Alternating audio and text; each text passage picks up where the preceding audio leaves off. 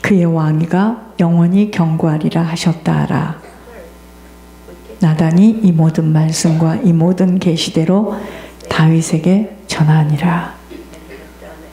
자, 오늘은요, 하나님이 세우시는 것만 기다릴 수 있어야 합니다. 하나님이 세우시는 것만 기다릴 수 있어야 합니다. 제목입니다. 여러분, 우리들에게 영원한 것은요, 오직 아버지가 세우신 것 외에는 모든 것들이 다 변질되어진다는 것을 알아야 합니다. 자, 저를 보시기 바랍니다. 아버지가 세우지 않은 것은 다 변질되어지고 퇴색되어지고 무너집니다. 그렇게 관계가 좋았던 사이들도 아버지가 세운 것이 아닌 관계 다 무너지게 되어 있습니다. 아버지가 아닌 인본주의 삶 속에서의 삶 모두 다 무너지게 되어 있습니다. 그러므로 아버지의 명령을 경히 여겨서는 아니 되는 것입니다. 아버지는 사람들을 지속하여 지켜보고 계시며 인본주의, 불순종 속에서 살아가는 것에 아무런 반응하지 아니하시고, 여러분 벌써 우리가 불순종을 하잖아요. 그럼 사단이가 탁 개입됩니다. 청구하는 사단에게 그의 영혼을 내어줄 수밖에 없게 되어 결국은 무너짐을 만나게 되는 것입니다. 다윗이 이스라엘의 왕이 되었을 때 자신은 백향목으로 만든 왕궁에서 잘 지내고 있는데 하나님의 언약궤는 아주 초라한 장막에 있는 것이 못내 마음에 걸렸어요. 자기는 백향목으로 잘 지은 왕궁에서 살고 있는데 하나님의 언약궤는 지금 초라한 장막에 있는 것이 못내 마음에 걸렸습니다. 그래서 나단을 불러 하나님을 위해 성전을 건축하고자 하는 마음을 전했습니다. 나단은 다윗의 뜻을 기쁘게 여기며 격려하였습니다. 그런데 하나님께서 다윗의 성전 건축, 재건을 거절했습니다. 우리는 흔히요, 다윗이 피를 많이 흘렸기 때문에 허락하지 않았다고 생각합니다. 다윗에게 성전을 지을 수 있는 자격이 없다라고 생각하는 것입니다. 그럼 만일 그렇다면 다윗의 아들 솔로몬이 성전을 짓게 됐는데 솔로몬이 다윗보다 더 나은 사람이라는 뜻일까요? 아니에요. 그렇지 않습니다. 성전은요, 자격이나 능력이 있어야 지을 수 있는 것이 아니에요. 그렇다면 하나님께서 성전 건축을 다윗에게 거절하신 뜻이 무엇이냐 이거죠. 이스라엘 왕이 된 다윗은요, 왕궁에서 살았습니다. 그래서 당연히 자신의 권력으로 하나님의 집을 지을 수 있다라고 생각한 것입니다. 그러나 그가 왕이 된 이유는 탁월한 능력이 있거나 용맹이 있어서 왕이 된 것이 아니에요. 다윗은요, 양을 치던 목동이었습니다. 그런 다윗을 하나님께서 사무엘을 통하여 일으키셨는데 하나님께서 가는 곳곳마다 승리하게 하시고 골리앗과의 그 싸움도 하시잖아요. 왕으로 하나님께서 다윗을 세우셨습니다. 자, 그러므로 다윗은요, 자신의 권세나 능력이 아닌 하나님께서 베푸신 은혜에 주목해야 했었습니다. 하나님께서 지금까지 천막에 거하신 까닭이 무엇이겠습니까? 자, 언약궤가 지금 왕궁에 있지 아니하고 천막에 거하신 까닭, 능력이 없어서가 아닙니다. 하나님은 백성 가까이 있기를 원하셨어요. 만일 하나님의 영광에 합당한 성전이나 건물을 짓는다고 해도 그것은 불가능한 일이고, 혹시 성전을 지었다 해도 그 누구도 가까이 하지 못할 것입니다. 그동안 누추한 천막 가운데 계셨기에 누구든지 하나님께 가까이 나올 수 있었던 것입니다. 이처럼 하나님은 백성을 향한 하나님의 사랑을 깨우쳐 주시기 위해서 성전 건축을 계획하는 다윗의 계획을 거절하신 거예요. 그런데 다윗의 계획을 거절하신 하나님께서 그에게 더 큰 복과 은혜를 양속하셨습니다. 다윗과 그의 후손을 향한 하나님의 복은 다윗의 성전 건축에 대한 보상이 아니에요. 다윗에게는 아무런 공로가 없지만 하나님께서는 그에게 위대한 이름을 주셨고 그를 위하여 집을 지어주겠다고 말씀하십니다. 그리고 다윗의 아들을 통해서 이루어질 나라를 견고하게 영원히 세우실 것이라고 말씀하시는 거예요. 여러분, 하나님이 세우시지 않는 것은요, 무너집니다. 하나님이 세우시는 것만 무너지지 않는 영원한 것이 됩니다. 우리들이 영원히 변치 않을 하나님의 은혜에만 집중해야 하는 이유는요, 아버지가 세우지 못한 것들 바로 서지 못하고 무너지게 되기 때문이에요. 아버지가 함께 계시며 아버지가 세운 가정, 아버지가 세운 가문, 아버지가 세운 사업, 아버지가 세운 오고 오는 후대들까지 아버지의 손길이 나타나실 거예요. 왜? 아버지가 함께 하시고 아버지가 세우셨기 때문에.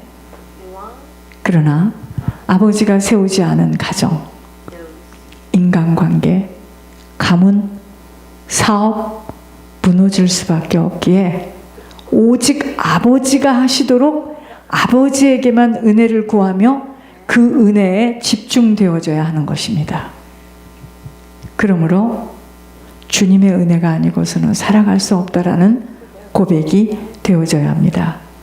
그래서 은혜 받을 만한 때를 놓쳐서는 안 돼요.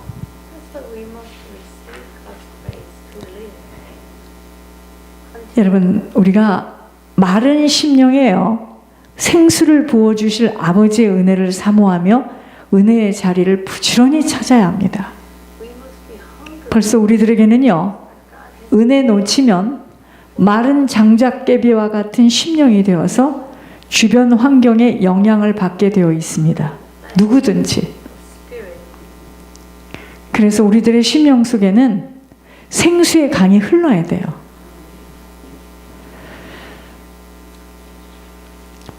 불가능한 것들이요, 은혜 속에서는 아버지가 세워질 것을 믿어져 두려워 떨지만 않는다면 이루어지게 되지만, 은혜의 자리를 놓치게 되어지면은요, 광풍처럼 밀려오는 근심, 걱정, 염려, 풍랑 막을 길 없어요. 그렇게 되면 환경과 문제 속에 막 휘말리게 되어집니다. 잊지 않아야 합니다.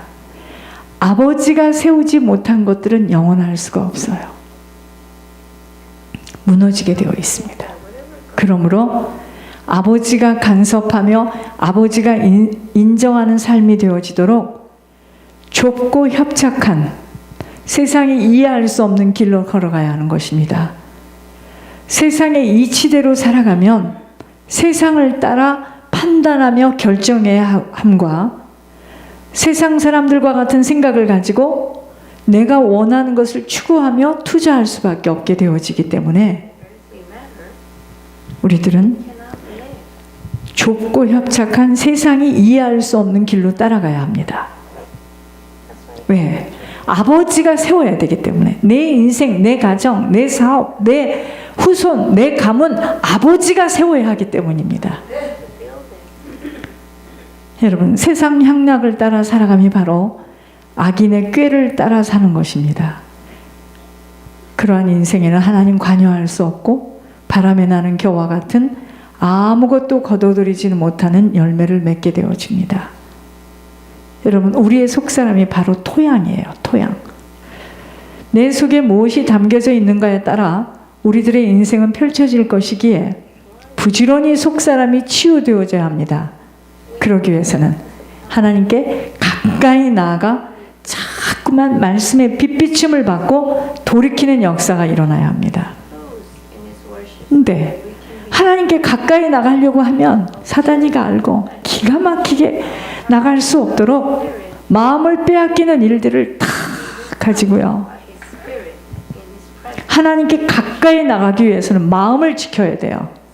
무슨 복잡한 일이 많아도 아버지 전에 가서 말씀을 듣는 일에 내가 빼앗길 수 없다. 이 결단이 아니거든요.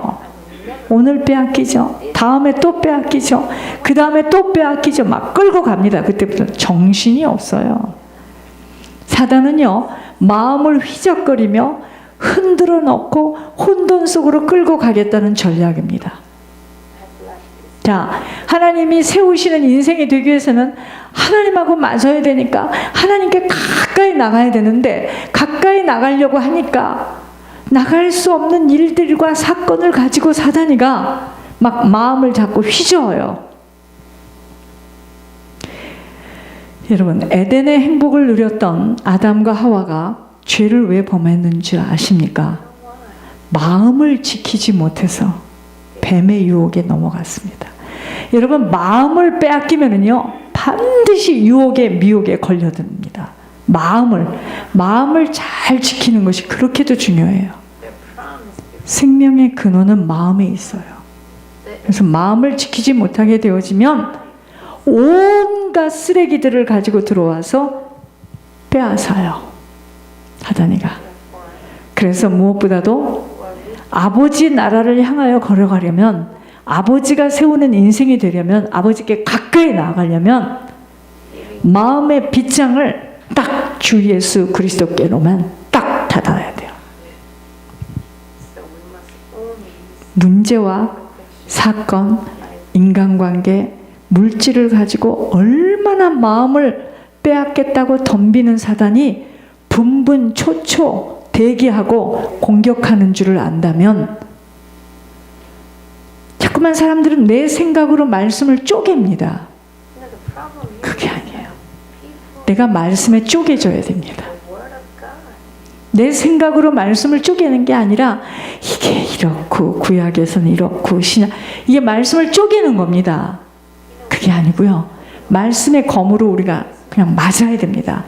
그 말씀의 검에 그 말씀이 나를 쪼개서 단단한 마음, 고집스러운 마음, 아주 그냥 아주 고정관념으로 자기 틀에 탁 박혀있는 마음이 깨져야 됩니다. 부드러운 마음, 옥토와 같은 심령으로 거듭나도록 해야 합니다. 하나님 말씀은 살았고 운동력이 있어요. 혼과 골수와 관절. 왜냐? 어떤 날선 검보다도 예리하다고 했습니다. 그래서 말씀을 듣고 말씀에 팍 꼬꾸라집니다. 이 말씀은 살았고 운동력이 있어서 좌우의 날선 어떤 검보다도 예리하여 혼과 영, 정신, 영, 골수, 관절을 찔러 쪼개기까지 하며 마음과 마음의 생각과 뜻을 판단한다고 하십니다. 여러분, 우리들이 말씀을 들을 때요, 내가 잘못 생각했구나. 내가 굉장히 그때 미쳤었구나. 이게 말씀이 살았고 운동력이 있어서, 그래서 하나님께 가까이 나아가지 못하는 만큼은 마음을 세상 것에 모두 다 빼앗기기에 말씀이 영혼의 거울이 되어 빛비침을 지속하여 받을 수 있는 기회를 자꾸 놓치게 되어집니다. 제가 말씀드렸잖아요. 한 번 예배 놓치죠. 그것으로 끝나는 게 아닙니다. 그 다음 예배를 성공할 수 없도록 사단이가 기가 막힌 작전으로 탁 덤벼요. 어떠한 순간에도 놀라지 않으며 정결한 신부처럼 예수님에게만 마음이 집중되어져야 하며, 여러분, 마음이 예수님에게만 집중되어져야 하며, 이 보는 것이요, 믿음의 눈으로 볼 수 있어야 합니다. 모든 것들을. 믿음의 눈이 아니면 사단이가 보여주고 들려지는 대로 육신대로 선택할 수밖에 없는 생각으로 고정되어집니다. 안 보이니까. 안 보이니까. 아브라함과 롯이요, 땅을 분배할 때 롯의 눈은 땅의 풍족함에 머물렀어요. 그러니까 롯은요, 보기에 좋은 것을 갖고 싶었던 겁니다. 그 말이에요. 아브라함의 눈은 하나님을 향하고 있었습니다. 그 결과 롯은 죄악의 땅에서 멸망을 피해 도망치는 인생이 되었고, 아브라함은 복의 근원이 되어 하나님이 동행하시는 복된 인생을 살게 되었습니다. 여러분, 우리가 사람을 볼 때도 영적인 눈으로, 믿음의 눈으로 사람을 보게 되면은요, 사람이 누추하든 무슨 옷을 입었던 사람이 그렇게 보이는 것이 아니고요, 하나님이 지으신 저 사람을 하나님께서 오늘 왜 만나게 하셨는가, 믿음의 눈으로 봐야 됩니다. 그러니까 롯은, 아브라함하고 롯하고 땅을 분배하는데 롯은 보기에 좋은 것을 딱 집은 겁니다. 아브라함은 하나님을 향해 있었어요. 그 눈이. 똑같습니다. 지금도 저희들이 살아가는데 어떤 사람은 하나님을 향해서 모든 것이 보게 되고 하나님을 향해서 투자되어지는 결단을 갖게 됐지만, 어떤 사람은 나에게 유익한 것, 내 몸이 편안한 것, 내 노후가 단단한 것, 그걸 선택합니다.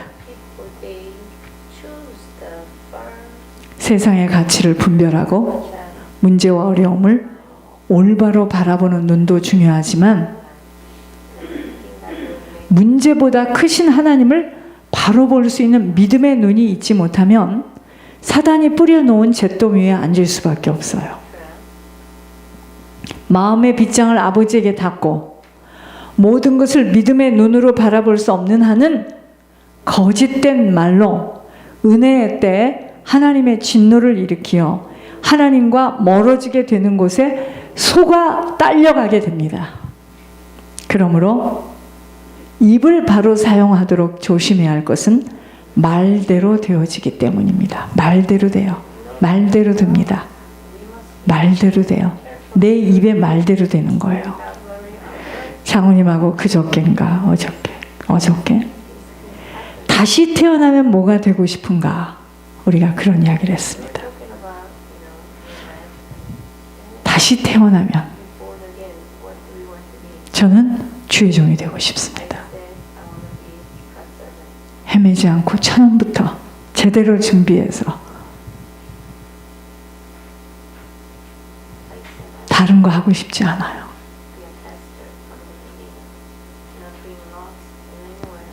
말씀 듣고 말씀 깨닫고 말씀을 전하고 기도하는, 이거보다 더 좋은 일이 이 세상에 어디 있을까요?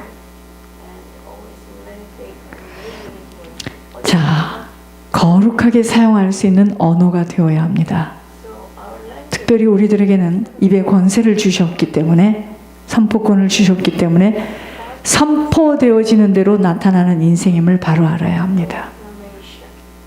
거짓과 악한 말에 길들여짐은 사단에게 붙들려 있기에 하나님이 세울 수 없는 인생으로 허공을 치는 시간을 보내게 된다는 것 잊지 않아야 합니다. 그래서 여러분, 아버지가 세워줄 수 있는, 아버지가 세우시는 인생으로 준비되어짐이 그래서 더 중요한 것은, 아버지가 세우지 않는 건 다 무너집니다. 아버지와 상관없는 신앙생활, 아버지와 상관없는 인생, 아버지와 상관없는 가정, 아버지와 상관없는 사업, 아버지와 상관없는 후손 가문이 되어진다면 이미 그의 삶은 지옥을 향하여 걸어가고 있는 것입니다. 훈련받고 다름받아서 속사람이 치유되어지는 만큼 아버지는 인생을 세워지도록 인도하시기에 기다려야 함은 치유되어지는 만큼이기에 묵묵히 입을 다물고 말씀을 따라 순전하게 걸어갈 수 있는 자가 되어야 합니다. 자, 여러분, 아나니아 삽비라 이야기 아시죠? 그 사람이 누군데요? 부부입니다. 부부. 자, 부부인데 아나니아 삽비라 부부의 죽음을 보셔야 합니다. 성령 충만한 분위기 속에서 예물을 드린 이 부부가 참담하게 죽은 것은 왜 그랬죠? 거짓을 고백했기 때문이에요. 거짓을 고백할 수밖에 없는 속사람 속에 정리되지 못한 상태 때문에 예물을 드리면서 죽음을 맞이하게 된 것입니다. 정말 우리들이 어떤 순간에도 아버지 앞에서 아버지가 인정하시는 삶으로 세워지는 일에 들여지지 못하는 한 인생 사라질 수 없습니다.